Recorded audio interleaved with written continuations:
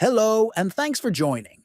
In today's video, I will guide you step by step on how to turn on or off sounds in the Chess.com app. Managing sound settings can help improve your playing experience by either focusing fully or enjoying audio feedback during games. Let's dive into the process to easily adjust these sound preferences.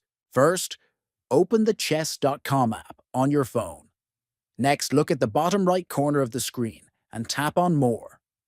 From the menu that appears, select Settings to access the app's options. Inside Settings, tap on Board to open board-related settings. Finally, you will see the option to turn sounds on or off. Adjust the toggle according to your preference.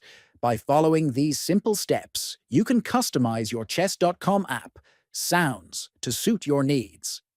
Thanks for watching, and don't forget to subscribe for more helpful tutorials. Have a great day!